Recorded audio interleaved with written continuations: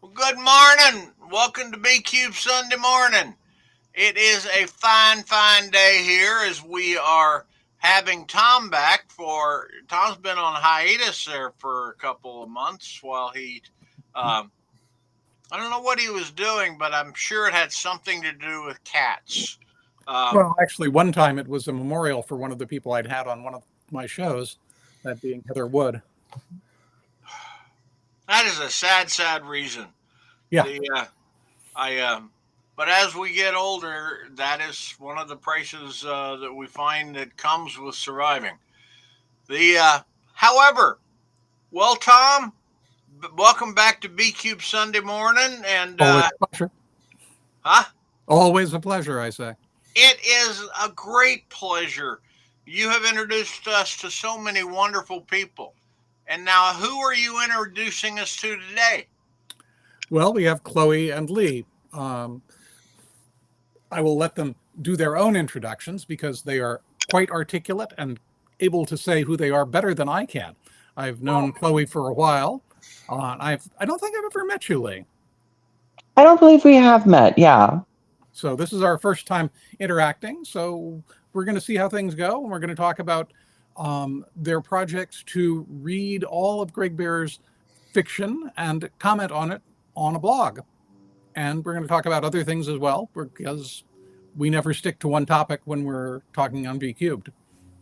well, then this sounds like a good time for me to wave goodbye. Right. There goes Bob.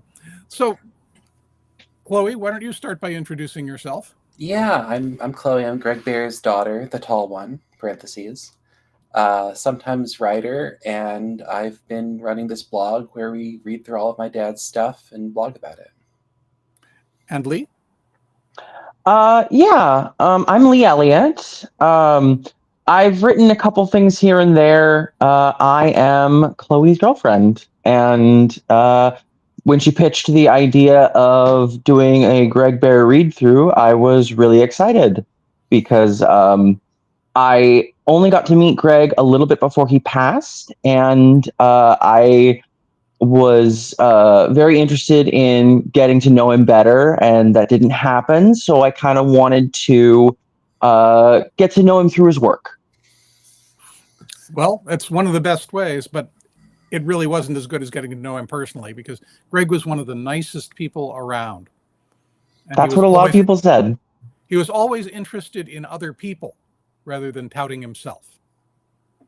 But this is true of most of Chloe's family, because I've known her mother since we were both teenagers. Okay. Grew up in the Bay Area in the science fiction community, and Astrid was part of that. We worked on conventions back in 1970 together. Oh, wow. So that's really cool. Yeah. And it's hard to imagine somebody that could be as well suited to Greg as Astrid. They worked very well together. But let's talk a little bit more about what you're doing with this. One of the things I've noticed about the website is there's a real conversational aspect to it between the two of you.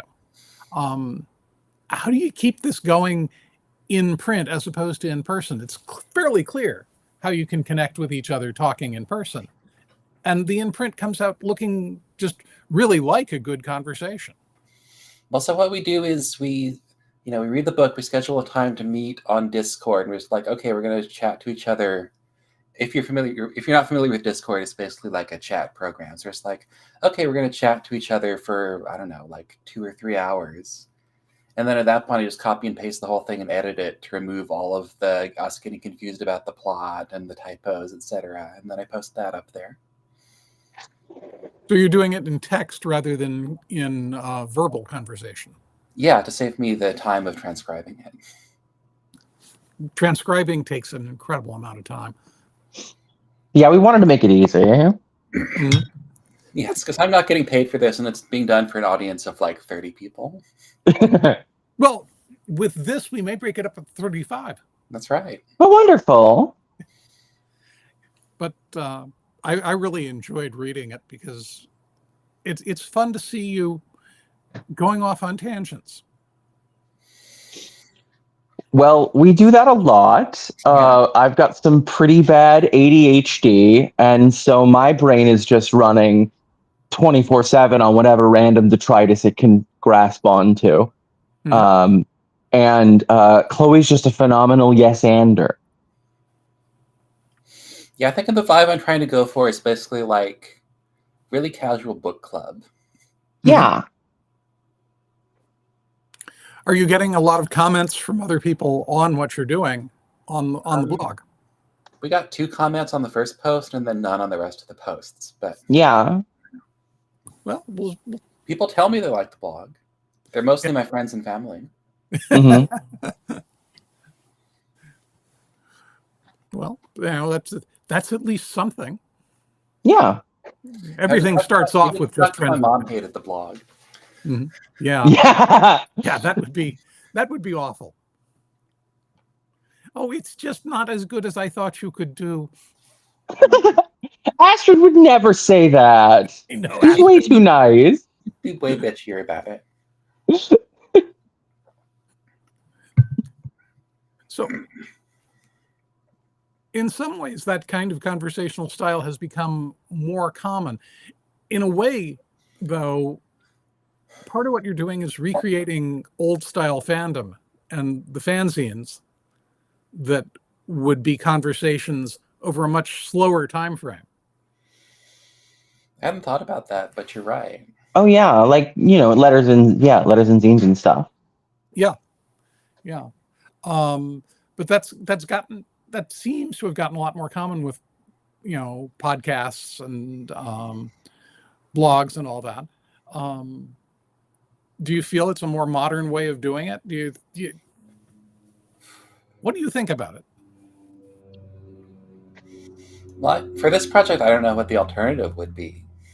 Yeah. Like a podcast, maybe. Yeah, but I hate podcasts. Yeah. That was. I think that was when you initially discussed it. My thought was that it would be a podcast, and then you were like, "No, I don't like that at all." Yeah, I want to read stuff. I'm like old school internet.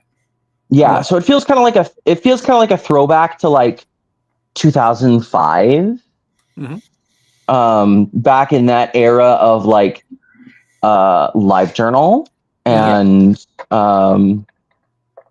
back when the main form of putting yourself out there instead of social media having the big central hub and everybody having an individual page off of that, you had individualized Blogspot or LiveJournal or whatever that would just link to itself and your friends that you coded in. I'd really love to bring that back, so I'm doing my part. I almost put this up on NeoCities before I realized I would have to like put in my own comment section. Making NeoCities, yeah.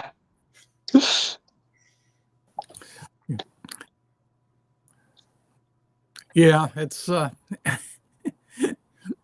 there are so many choices now. It's hard to figure out what to do. And I'm glad to hear that you have a clear vision with what you're doing. How far have you gotten so far? I'm halfway through Beyond Heaven's River, which is his third novel, which is like 1980. I think it's 1980. I think it's 1981. No, because Cyclone was 79. I'm looking up. Yeah. It's 1980. Are you doing it strictly chronologically, or interspersing That's the plan. Although I think we're gonna do Blood Music, the short story, and Blood Music, the novel together. And there's like a couple years gap between those two, I think. Yes, there were. Yeah. And it won Hugo's in 2 very separate years. So. Yeah, I think that's the story. Like, based on what people are saying after he died, that's the work he's most remembered for. It was the one that broke him out. Yeah. Mm-hmm. It was the one I was familiar with before I even knew who Greg Bear was. Oh yeah, that was the only one of his. Dates. Yeah. My first dates, I always look at the bookshelf to see if there's anyone I'm related to on there whenever I walk into a house. And I'm like, he had a copy of, I think it was like Year's Best Fiction. It's the best of science fiction magazine. Yeah, edited by the late Gardner Dozois. Yeah. I'm like looking through and like, hey, it's my dad. Yeah. Well, your grandfather's likely to be there too. I think I've got some Paul Anderson somewhere in there. There's probably something somewhere. Yeah. I was just going through some books to take down to Oricon to sell and found several of Pole's that were signed. Not Very cool. signed. Yeah. Actually, if you watched American Fiction, in the agent's background, you can see some Poul Anderson books on the shelf. Mm-hmm. Yeah. I think I remember that. Yes. It's an interesting film. It's a great film. I loved Erasure, so I was like, oh, this movie is made for me. Mm-hmm. Yeah. So, Greg's going to take you a fair amount of time to go through, though, because he was a fairly prolific writer. Yeah, I have it all charted out, and it takes about 3 years at the rate of about one novel every month. And some of these novels are long, so we'll see how long this lasts. Yeah. He also was very eclectic in his writing. I've said many times that as far as I can tell, he's the only science fiction writer who did covers for his own books. There are a lot of fantasy writers. His artwork is less well known than his fiction. Are you going to be talking about it at all? Only insofar as it's on the book covers, which Cyclone he did that one cover for that I have vivid memories of from my childhood, because it used to live in our basement. Uh-huh. That was the one where there was the front cover that had the cyclone itself, and the back cover that had the mushroom cloud, right? Yeah, it's the wraparound. Like the rubble and the Yeah. But do you have any thoughts of doing anybody after Greg? I don't know. Well, we might dip into my grandpa. We've thought about Paul Anderson, yeah. Mm-hmm. And because I haven't read a ton of good stuff, and there's definitely a couple I'd like to visit. Yeah, and Karen as well, because they collaborated. Yeah. Because it's important. I think it's important not to erase her. Mm-hmm. She also did a couple of very good stories on her own. So,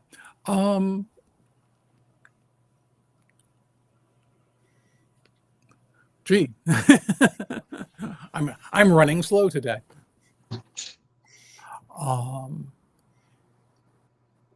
What do you think the effect of what you're doing is going to be, if anything at all? How is it affecting your friendship? I don't know. That's a good question. It gives us it's interesting to have something specific and structured to talk about. Mm-hmm. You know, because like we've been dating for a couple of years at this point. And I like having a project to work on. Mm-hmm. I have an awful time with motivating myself to sit down and read an entire book. I tend to read more like essays and stuff. And so it's interesting having something that's like forcing me to do that and to have someone who's going through it with me, which is really nice. I like that we can kind of build up this shared knowledge base of Greg's work together. And I think if there's a goal of this, Chloe mentioned at one point that when this finishes, we'll basically be like the preeminent Greg Bear scholars in America. No, almost certainly. Well, you'll certainly have read more of him than most people. Yeah. Yeah. And yeah, I think part of it was like, you know, Leigh never really got to meet him, so this is kind of my way of showing her through him. Yeah.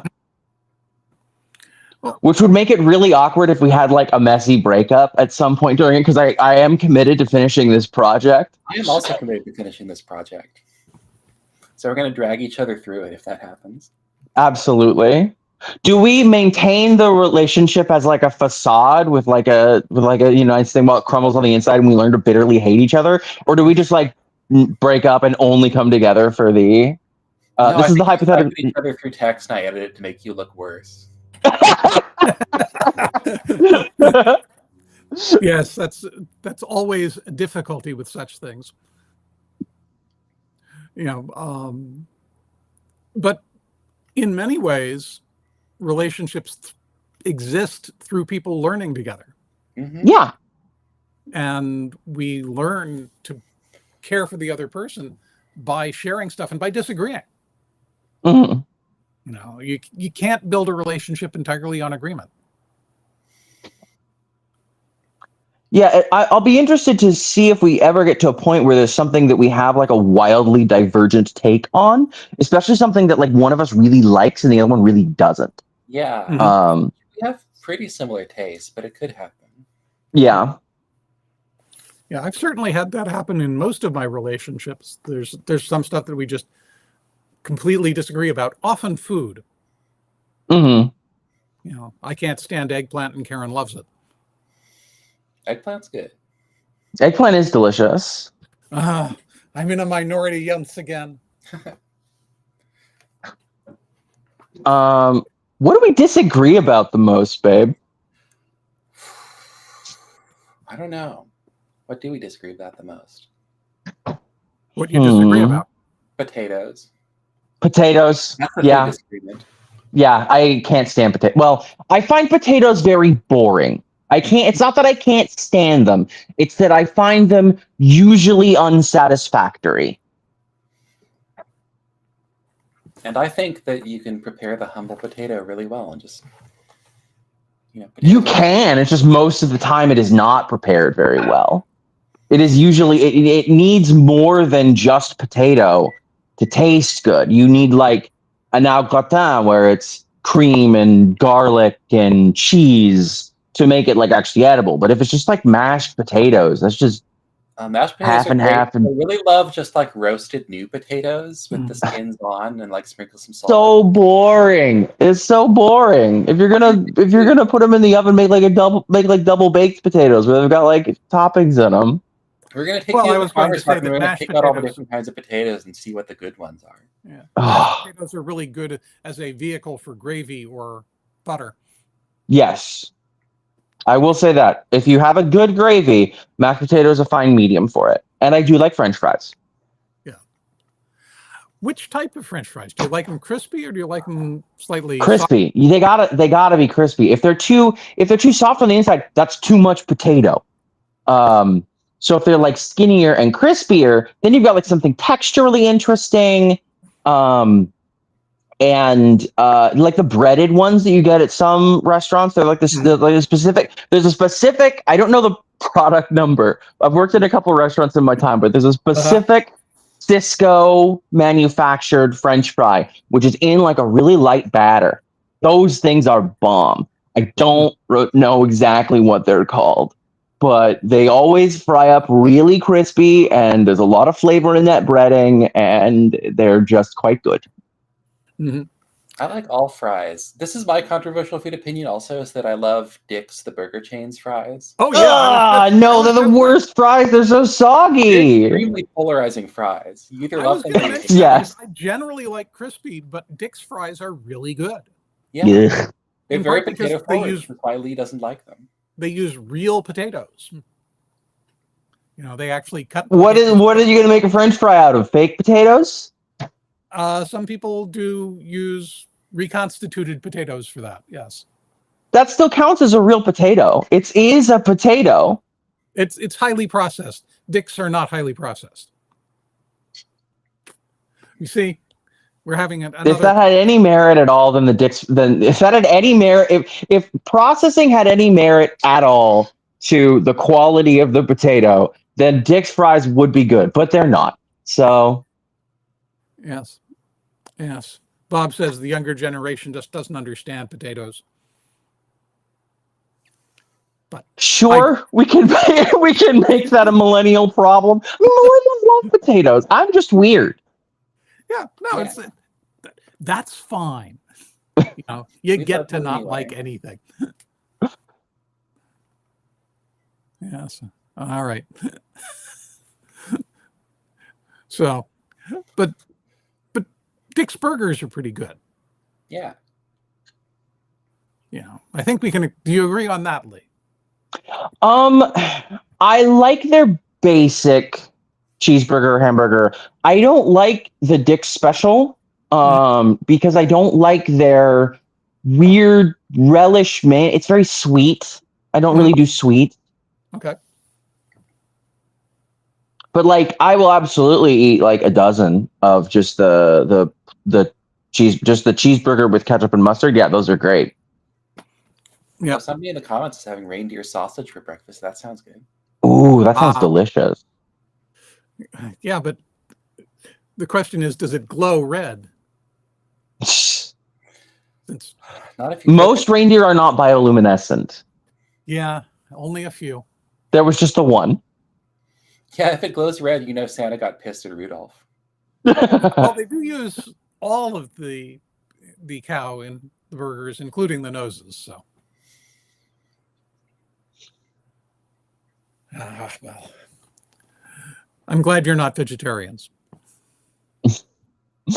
I have many loved ones who are vegetarian and vegan, and honestly, if I had any moral fortitude, I would also be one. But I'm a bad person.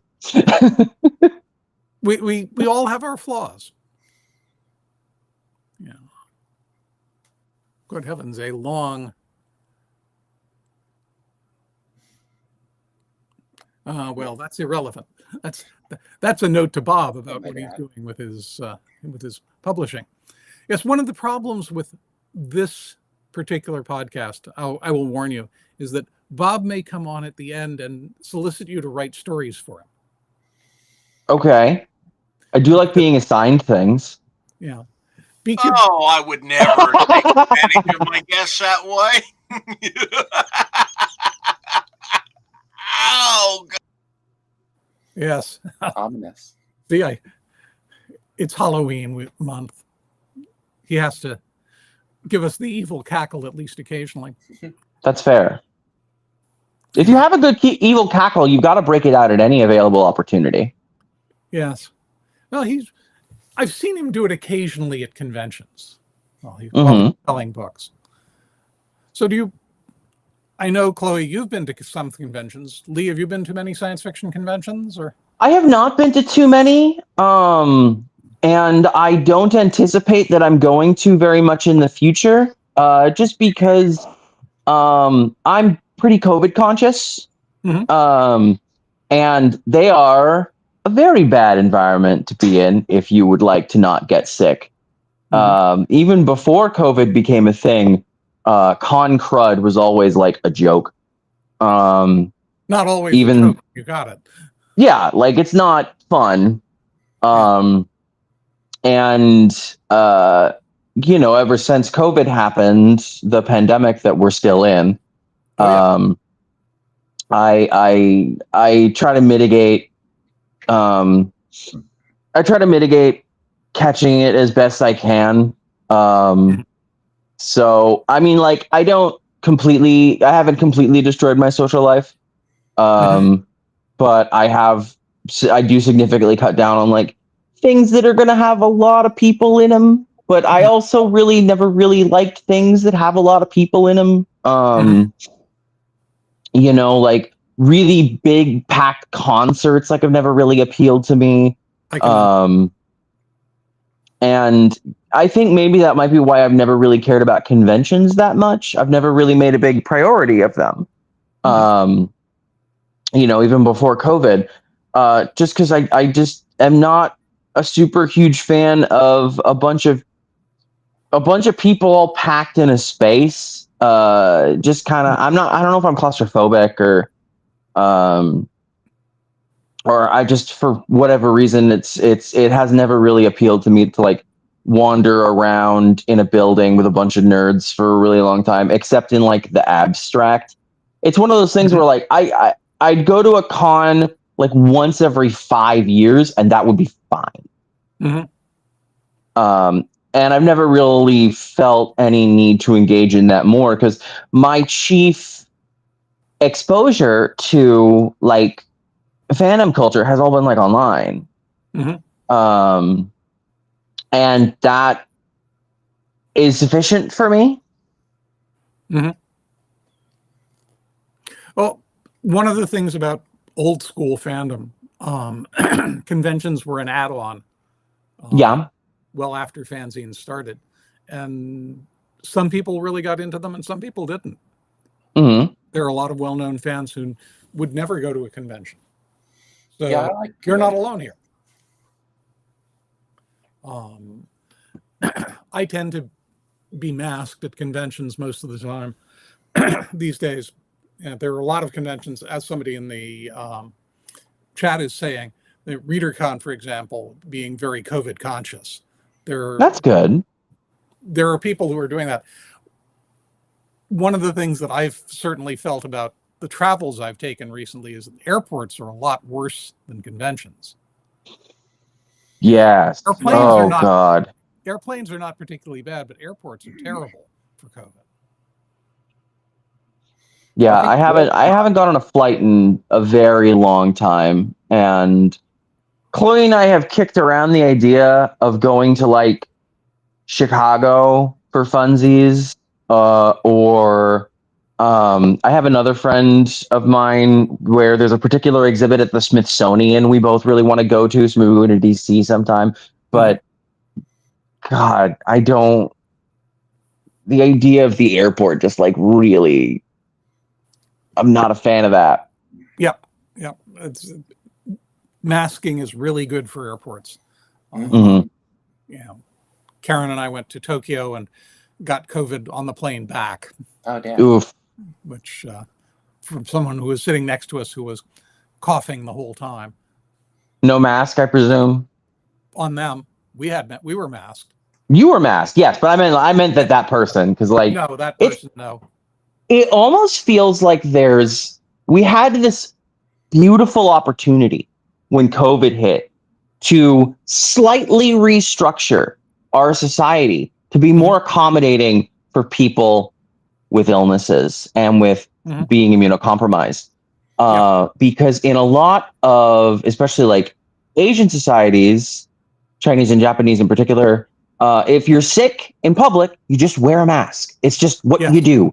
And for a brief shimmering moment, I thought, we're going to start doing that in America. So when people are sick, they'll start wearing a mask and it'll be great and we'll reduce transmission spread. And then the exact opposite happened. Yeah. And people just became so much worse with sneezing and coughing in public. Mm-hmm. Well, we became more conscious. It's like, oh, it's not COVID, don't worry. And like, I still don't want to get it. Yeah, exactly. Yeah. No, it's COVID. Long COVID is particularly worrisome, and the recent papers showing that there's cognitive decline from COVID, even if you're asymptomatic. Yeah. And that it lasts for years at least is rather frightening among those of us who like thinking. Yeah. And we don't know what the long-term effects of COVID are. When like says, okay, so I work in an HIV clinic. HIV has an acute infection phase where it feels like getting the flu. Yeah. And it just feels like a minor flu, and then it passes. And for a lot of the people who first got it, that's all they thought HIV was. Just some weird infection that was like going around mostly in gay communities in like the 70s, that people would just get a little flu and then be fine. It wasn't until years later that like we realized it turned into AIDS. And I'm not one of those people who's like, COVID is airborne AIDS, because there are people who unironically believe that. And I think that's a bit extreme. It is. But also it took a long time from getting from that acute phase of AIDS, of HIV positive, to getting to the development of full-blown adult acquired immunodeficiency syndrome. And we don't know what happens to people who have COVID like a decade after they get COVID, because COVID hasn't been around that long. No. And it's probably not going to be AIDS, because we do have more familiarity with like with a particular kind of respiratory infection that is COVID. But we don't know. Yeah. And it's not it would not be the first viral condition that does something many years later. Like shingles is the same thing. Yep. Well, and Um, there's post-polio syndrome. There's yep. We don't remember post-flu polio. We syndrome. remember long polio. Yeah. There's the post-influenza. We saw the same thing happen with the 1918 flu. I wasn't actually there. I'm not that old. Karen's mother was. She was born. She was born with the flu and went out with COVID, which is. But yeah, we don't know what's going on, and we will find out over time. But it's really kind of no fun to be uncertain. Yeah. Yep, we've yes. There's a whole. So yeah, like I said, I work in an HIV clinic. I care a lot about my patients. Mm-hmm. Yeah. And I want to make sure that they're not, affected by anything. I don't want to bring anything into the clinic. Completely agreed. When when COVID started, I was working as a massage therapist with a chiropractor, and his clientele was mostly people in tech who were traveling a lot on planes. The other group I worked with was the Ballard Senior Center. Oh no. And I said, I think I need to drop working with the chiropractor so that we don't bring those two groups together. Yeah. And the people at the senior center, I think, needed the touch more than the people at the chiropractor. Yeah. In the long run, old people don't get enough touch in general. And so we do what we can. Back when I was in massage school, I was doing massage with a group called In Touch, which did massage on people with AIDS. Mm-hmm. And again, touch is just an incredibly important part of being human. Yeah. Oh yeah. And especially I can imagine that doing that kind of massage service for people who are HIV positive or have AIDS would have been really important, because like for a really long time before we really understood the disease vectors,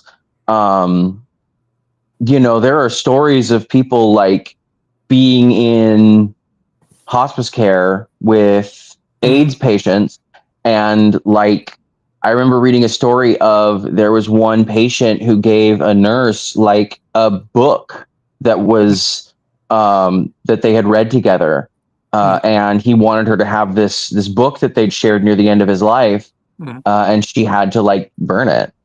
And now we know.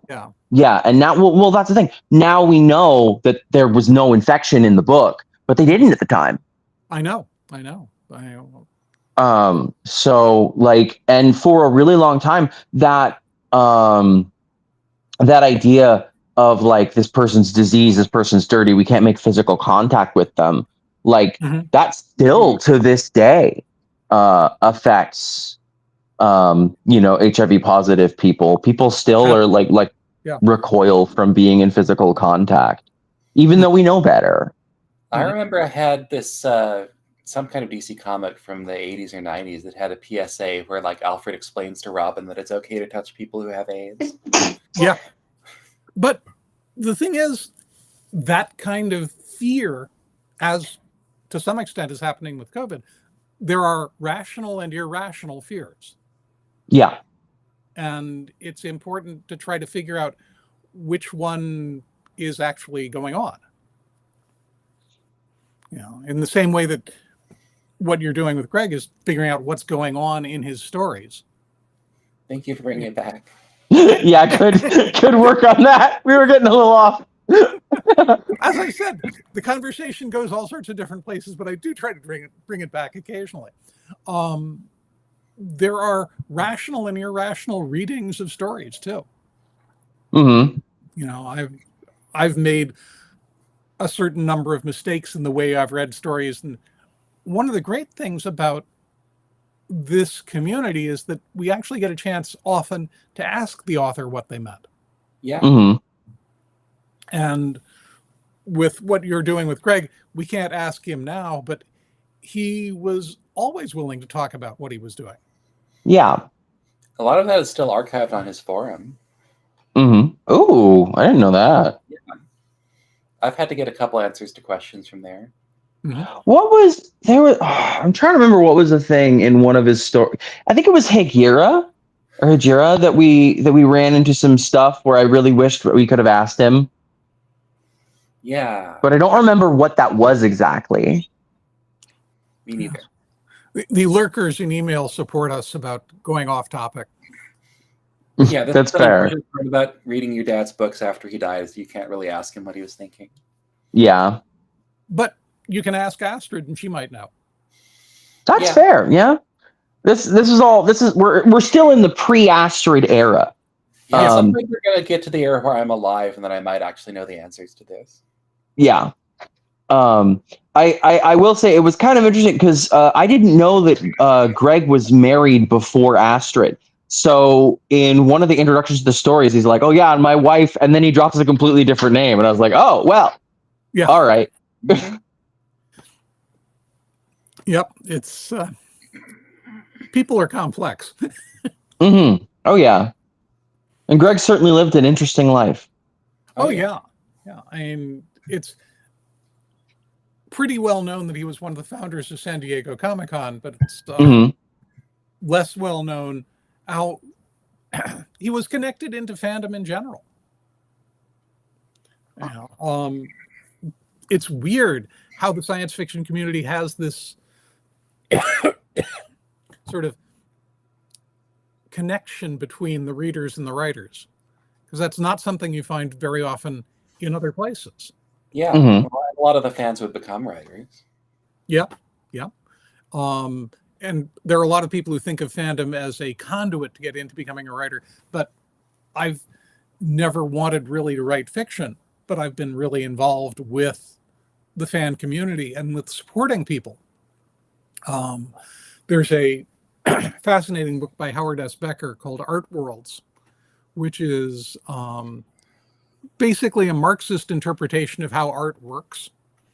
And one of his theses is that we privilege one person as the artist without recognizing all the support people that make it necessary, from the person who grinds the stuff into pigments, to the people who make the canvases, to the people who run the galleries, to the critics, to the museums, and all of that. And that what we consider art is a communal creation.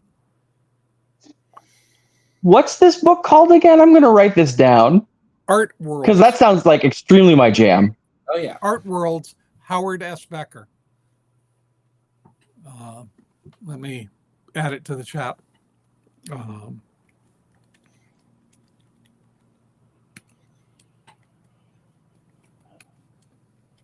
Becker is an amazing writer.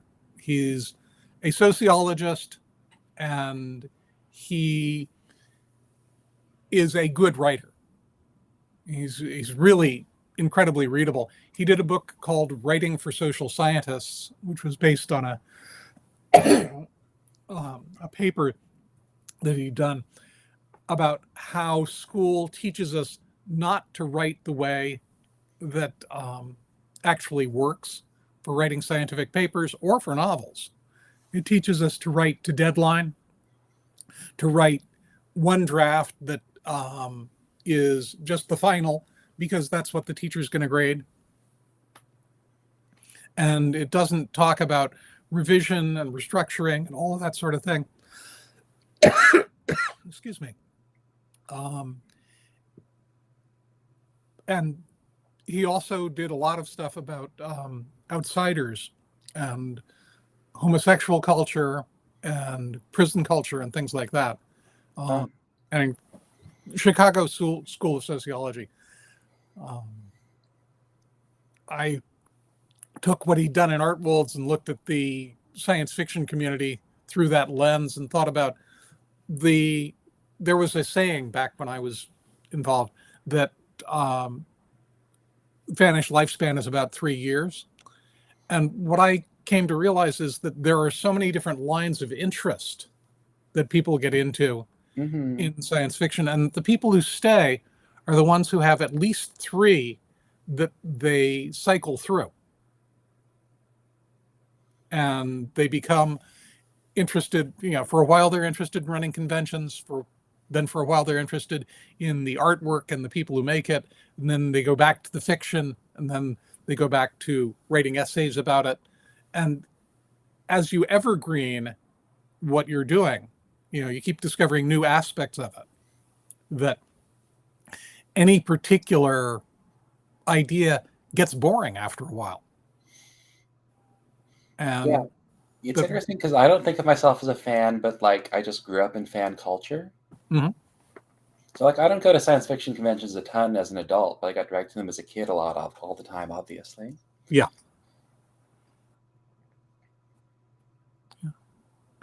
But you're cycling through another set of interests that tie into it. Yeah. In terms of working through Greg's fiction and in terms of writing about it. And in many ways, this will probably bring you back to fandom eventually. Well, I still go to the occasional convention. There's, excuse me, there's Geek Girl Con around here, which is a really cute little con. That's coming up in November. Yeah. And then me and Allison, my primary partner, have tickets for Worldcon, which is going to be in Seattle next year. Yeah. My partner, Karen, is working on program for that, and I'll probably end up helping out because I'd much rather be part of the people making it happen than just an attendee. I have a lot more fun if I'm involved. You were talking about large concerts with huge crowds of people. I don't care for them that much because I'd much rather, I used to help run them. I work on Folklife because it's so much more fun to be part of it than it is to be audience. At least for me. And in what you're doing with working through Greg stuff, I think you're doing the same kind of thing. Yeah.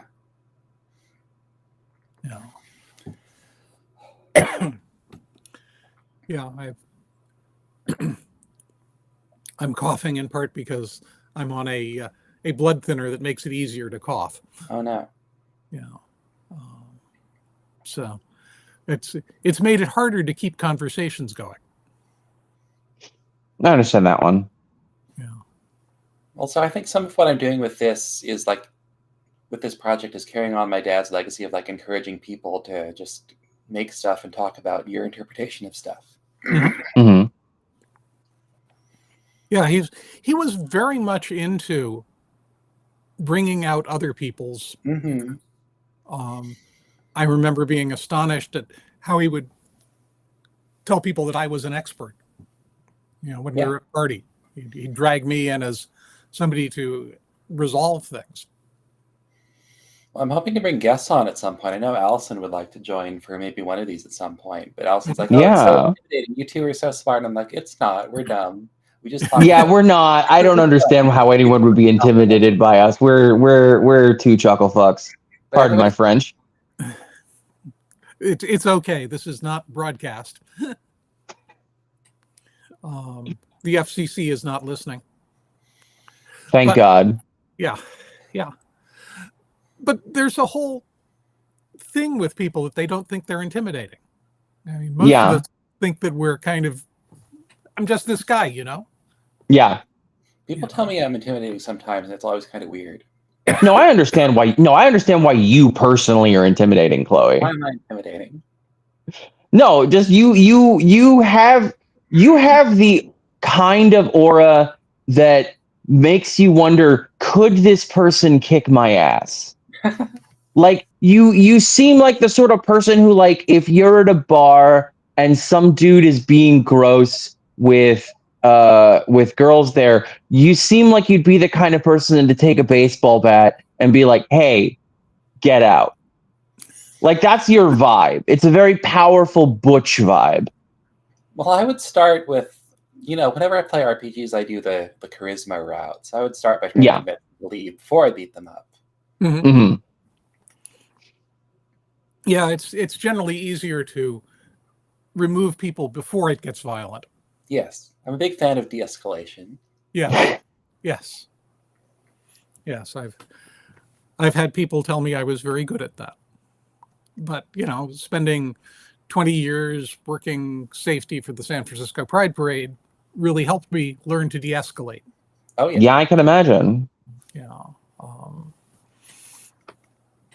it's one of those things where the basic way to de-escalate is to listen.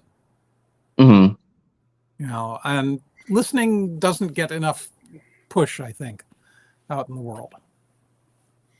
But I did used to do historical European martial arts with my dad. Mm-hmm. So I'm very rusty, but I still mostly know how to use a broadsword. Cool. That is true. Yeah. And the occasions to do that in modern American society are very few. Yeah, I keep needing to get back into it because it was really fun. Mm-hmm. That does sound like it'd be entertaining. Well, I know. It was that's part of what- this whole project where me and my dad and Neil Stevenson and some other folks started Mongolia. doing stuff together, and then we ended up writing a book because you get a bunch of authors together and you're gonna come up with They something. write a book. Yeah. It was us doing like blue skying about how to get a medieval European knight fighting a samurai and trying to figure out the entire from there. Yeah. Yes. I was just several of them. I'm looking forward to when we get to the point on Greg's work that we read the Mongoliad, because I've read a couple of things that Chloe has written and published, but that's definitely the biggest one. Mm-hmm. Yeah, that's definitely the longest, at least. I just had a comic book come out with one of my friends doing the art. Cool. I will Can you put a link to that, type yeah. in the reference to that so that people can go? It's called The Fox Who Became a Girl. It's kind of a trans fairy tale. Cool. It's really cute. It's really cute. Yeah, this is one of my longtime internet friends who did the art, and he did it all in watercolor, so it took forever, but it looks Takes good. forever. Yeah. But it's a really fun little fable about like a fox who wants to be a girl, and there's also a really fun bit in the end of it. I thought this was so charming, where it's like, hey kids, do you want to make a comic book? Here's how you make a comic book. Here's how you fold and cut the paper. It's so cute. I have a little cousin who I'm gonna go to her birthday party, her like 9th birthday party later this month. And I'm gonna give her a copy of it, and I can't wait to see what sort of stuff she creates with it. It'll be really adorable. Oh, I bet. I love child zines. Mm-hmm. Kids are so creative. Mm-hmm. Well, there have been studies where, so you ask a group of second graders, okay, who of you is an artist? And everybody raises their hand. And then you ask 6th graders and nobody raises their hand. Mm. Of course, it's easy to be an artist when you're a second grader because everybody's terrible. Yeah. Well, every artist is terrible on some level. Mm-hmm. They just change. We keep changing the level. And again, this is part of why I like being active in the background and making sure that these things happen, that the events go on, because I think we need really to make sure that we create in some way. Yeah. And if that's helping other people to do something that other people will think is creation, then that's great. Having a support community always helps with being creative. Well, it's necessary. It's not that it helps, it's that it's necessary. I mean, there are some, especially for writing, there are some authors and visual artists just kind of do their own thing. Mm-hmm. Yeah, usually you have an entire support community built around you. But without typewriters, without computers, it would be very hard for what they were doing to get anywhere. without publishers. There's a huge support community out there. Again, this goes back to Howie Becker's book. Yeah, there's probably something Marx said about the way in which labor is materialized in all of the goods we use to do our artistic endeavors, and well, maybe not. He wouldn't have said artistic in general, but like our stuff. Yeah. Yeah, it's important to remember the context. Humans don't do very well alone. Oh no. That's just a human thing. And different people need different levels of support, different kinds of support, different waves of support. If I think I'm supporting you and you don't think I'm supporting you, I'm not supporting you. If you didn't see this as helping get your message out a little bit, it'd probably just be a totally boring Sunday morning. I'm having fun. Yeah, well, I am too. I'm enjoying having you here. But we do this because we do enjoy it. And enjoyment is almost always better shared rather than going off on our own and doing a thing entirely by ourselves. Both are important. But, I definitely think that if it were on just one of us to do the read through in the blog, I don't know if it would have gotten to the point where it is. If I did the read through by myself, I wouldn't be blogging about it. Yeah, that's fair. Yeah,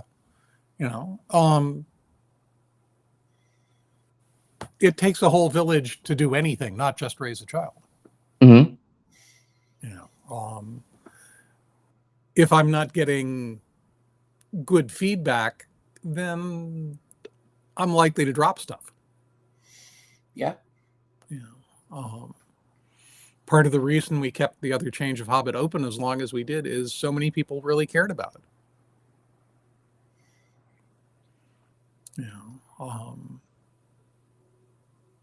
Part of the reason I still work on conventions is I got so much support out of them when I was growing up. It became my social world. And it became a place where I was accepted for being me. That's how we become people, is by being accepted. And somebody wants the blog link in the chat again. Yeah.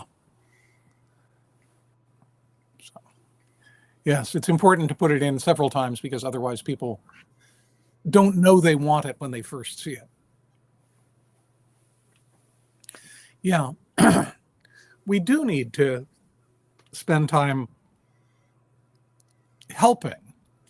That's one of the problems with the current political divide, I think, is that we forget that the other side are human. And we can't get anywhere unless, again, we go back to listening. Start by listening and not trying to change people. I'm reading a book called How Minds Change that is very much about the ways in which the only way to really get people to revise the ways they think is by starting out listening to how they're thinking in the first place.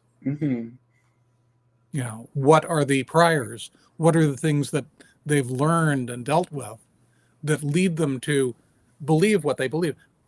Not without change, not trying to change it, but just really being curious. And that's part of what I try to do on this, is talk to people that I'm curious about and curious with. Yeah, changing people's minds is one of those topics that I'm interested in because, I would like to stop people from trying to erase me from public life. Yeah. Yeah. But starting out with, what have you done that leads you to believe that particular thing? And really being curious about it seems to be what's effective. So, how minds change is probably something you'd probably be interested in. Also, Alan Deutschman's Change or Die, which is much more about changing one's own mind than about changing other people's minds. And starting with learning how to change my own seems to have been a good way to start learning about how to change other people's. That makes sense. Mm-hmm. And we do this all the time with fiction. Greg did that regularly. He changed people's minds. Yeah. By helping them. I mean, my kind of thesis for art is like, art is how you tell other people how it feels to be you. Mm-hmm. Like whether it's with my dad's stuff, you can really see a lot of his personality in it if you knew him. But just in general, like trying to express the way you feel about something, or even if it's genre fiction, you can just be like, here's the stuff I think is cool. Mm-hmm. Yeah. Communication is very much about how does it feel to be me, and art is communication. Mm-hmm. Art is a very sophisticated form of communication in many cases. But also imperfect. Yes, because I can never show someone how it feels to be me, really. Mm-hmm. And by reading the work, you're also bringing your own stuff to it. So, yeah, your own context, your own learnings, your own ways of all the things you've done and been. Yeah, ultimately, there's no such thing as an unbiased or neutral reading of a text. Well, I think also going beyond that, like you interacting with the text is in itself a social relation, yeah. Semantic relation. I'll be creating it in the first place. Mm-hmm. Yeah. Well, we're getting fairly close to the end of our allotted time. And I'm wondering if there's anything you'd like to say to sort of bring things together. No, keep reading the blog. We'll be doing Beyond Heaven's River next, and I think we're going to get to the point where his novels start getting actually good soon. Yes, I have quite enjoyed these. They're enjoyable, but they are very rough. Yes, that's okay. That's fair. Yeah. Writing is a learning process. Yes. You have to write a lot of bad stuff before you can write good stuff. Mm-hmm. And sometimes, I will say, sometimes you get paid to write the bad stuff, and then everybody has to read it. Yeah. Yeah. I will say I've really enjoyed this from my own perspective as a writer, because it's one of the things that kind of has spurred on my own writing and creative ability to in part because of reading Greg's stuff. I was really motivated in making a tabletop role-playing game that I'm playing with Chloe and some of our other friends now, where I'm playing with all of my little bugbears of like class and weird magic and stuff. And it's, I feel like I owe a little bit of my motivation to write in that RPG story.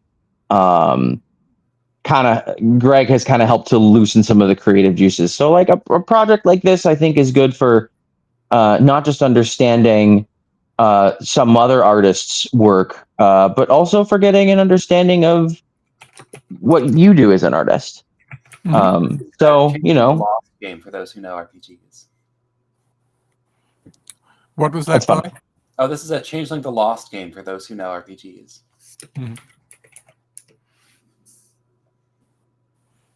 So yeah, I would, if there's ever been like an artist whose work you've connected with, or some artist you want to get to know better as a person, explore their oeuvre. Do it. Yeah. It's cool. You learn a lot about them, and you learn a lot about yourself. Mm-hmm. Yeah. And exploring it with someone else is better than exploring it alone. Oh Mhm. yeah. You know, exploring it alone can be great. Hannes Bach learned to write by copying out the novels of A. Merritt longhand. Right, and that's one way to get a really strong sense of how somebody else is writing. You know, just write their stuff down in your own hand. I tend to find that changing the sensory modality, you know, writing rather than just reading, gives me a completely different understanding. Hearing an audiobook is different from reading one. Sometimes it's better, sometimes it's worse. But yeah. So Bob should be coming on right about now and saying it's time for us to move on. And there he is. So I had a question. Yeah. Do y'all consider what you're doing a scholarly analysis or more of an exploration of thought? I think it is an Or exploration of thought, but I think there's not a lot of people doing scholarly analysis on my dad's stuff, so it is maybe one of the most scholarly analyses out there once it's completed.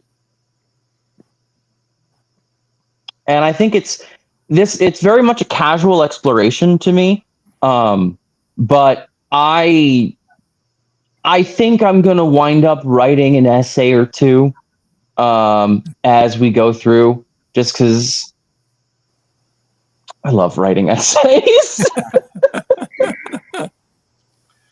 well, writing is fun. I mean, that's one thing I love about doing BQ Press. We publish poetry, we publish essays, we publish mostly short stories, and have a fun time doing it because we have some really great authors um, working with us, and it never gets old until, as Alan noted, it's time to do contracts, and then contracts are a pain. But that said, the books we're doing contracts for is Scott's Planet. You know what happens when corporate America thinks that the corporate world, I guess, not America, decides that they can probably make a whole lot of money colonizing other planets now that FTL Drive is cheap and they can put their factories out in the asteroid belts and build ships for very, very little. And then all of a sudden find out that these colonies sometimes need resupply. And it's not just a matter of going in and skimming the gravy off the top. Oh no. And then they abandon them. And so this is the story of one of those abandoned colonies on a wonderful little world we call Scott's Planet. And the contracts for that are out right now. And I can tell you this: a contract for a shared world is totally different than a contract for a regular one. And despite all the best advice, it is a we should do a show sometime, Tom, on contracts alone. The because they're complicated and it doesn't. I tell myself it doesn't matter that much when you're small press, really small, and then you read about the 1632 fiasco and say yes, they do matter. And so it's fun, but we have that and Southern Truths, and that is Karen G. Anderson or KG Anderson professionally, uh, Tom's favorite cat lady. Uh, Elvis too.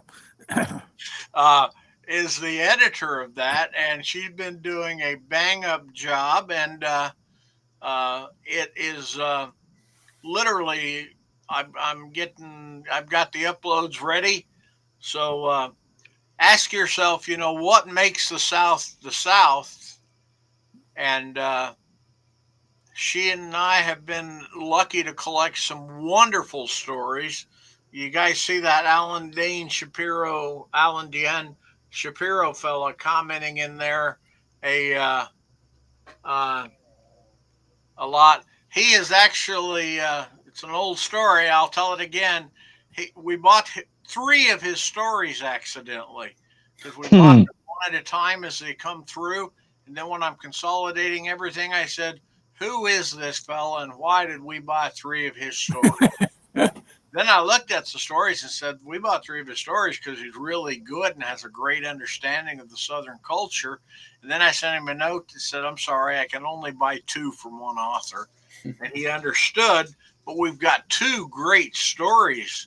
One is In the Darkness, Defending the Wall, which set in Florida. And the other is, type it in, Alan. My brain went dead.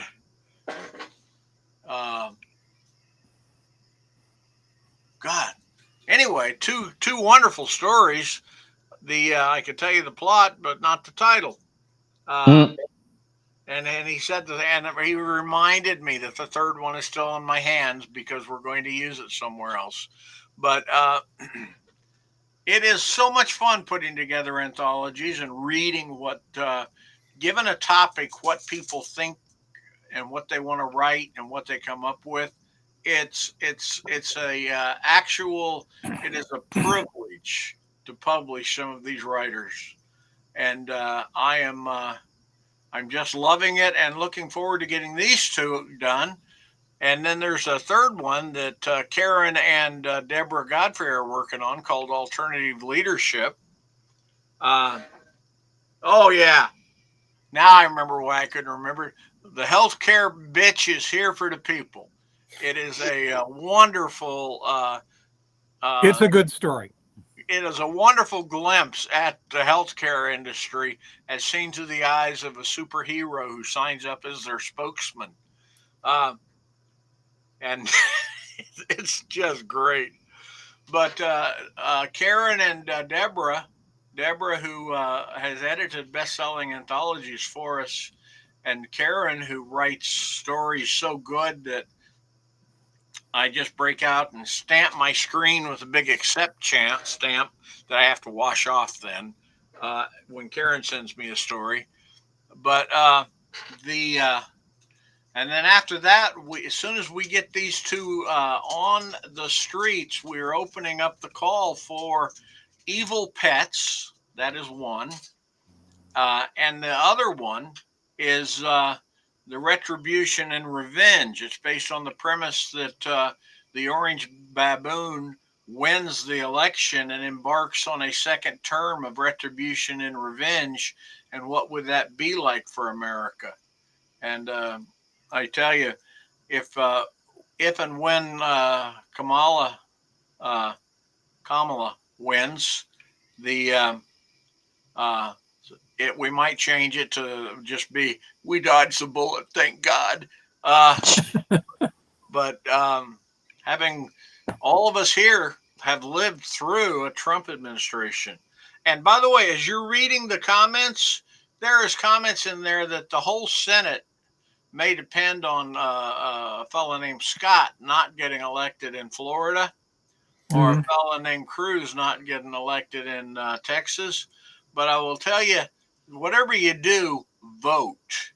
And if you've got a congressman you feel like you can talk to, tell them to get Congress back in session and vote on the necessary aid for Florida, North Carolina, Georgia, and Tennessee, so that we can address this the need for funding. The current Speaker of the House said he sees no reason to take up funding for FEMA or emergency relief until after the election.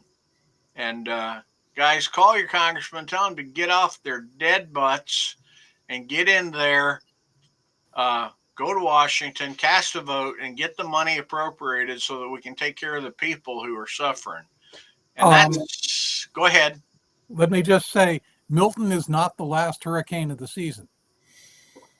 No, it is not. And it has been Milton, I mean, when we've got hurricanes penetrating all the way into the Appalachia, and the way the hollows and the valleys and everything are built, it is like a recipe for flash floods in this kind of weather. And I mean, you just don't have to look at the number of people that got killed, that died, that never expected to even be at risk. Yeah. To know that we need to, as a country, we need to address this, get on it, and take care of people. And what we said? Oh yeah, well, I'm going to let you read the comments there to see what Alan's talking about with Scott. But just remember, guys, we didn't, when we elect people to Congress, honest to God, we don't elect them to just represent 51% of their local state. They are hired to represent all of us, the whole damn show. And we just need a better grade of Congress people that are willing to say what's the right thing for the country, what's the right thing for all the people, not just the ones that wear MAGA hats or have the sign in their front yard like my neighbors do. I'm voting for the felon. That's like, good God, could you show any less concern or care about the country we all live in than some of these people? And or Marjorie Taylor Greene and her frickin' we control the weather. Trust me, if I could control the weather, there would be a big giant swamp where Mar-a-Lago is right now. But yes, well. But anyway, that's enough said. So you got 3 weeks to make sure you talk to your friends. Don't be afraid. People, there's a lot of people out there that make it feel like you can't talk politics with your friends. Well, you can. You can say it is important that you vote. It matters that you vote. And it matters that we put a government in place that is for we the people. Because remember the preamble of the Constitution, one of the greatest socialist documents ever written. We the people, in order to form a more perfect union, provide for the common welfare. We're supposed to have a government that's here for all of us, not just here for the rich, not just here for the people that voted for that particular person. So now I'm going to get off of my high horse and say thank all of you for being here. Yes, thank you for having us. Thank you for having us. It's been fun. I'm really glad you were willing to come on. Thank you. Yeah. Well, I look forward to seeing you guys again because Greg's appearance on this show was a personal pleasure because, as you guys said early on, people say he's one of the nicest people. I found out way more about him just on the show, his art. That's a whole literally for people who have been in the science fiction not knowing that he was an artist. It's just there's so much about the guy that it was a pleasure to be introduced to by him personally. And that said, any last closing words now that I've had my diatribe? Read the blog, buy my comic. Say again? Read the blog and buy my comic. Okay, what's your comic again? The Fox Who Became a Girl, and it's linked in the chat. Okay, so if you go over there, we put a link to it in there. Where did we put? It's in there somewhere. And that said, and so thank you, Chloe. Thank you, Leigh. And I just want to say I just want to say real quick, thank you so much for having us on. Free Palestine. Okay, and you guys all have a good day. All right.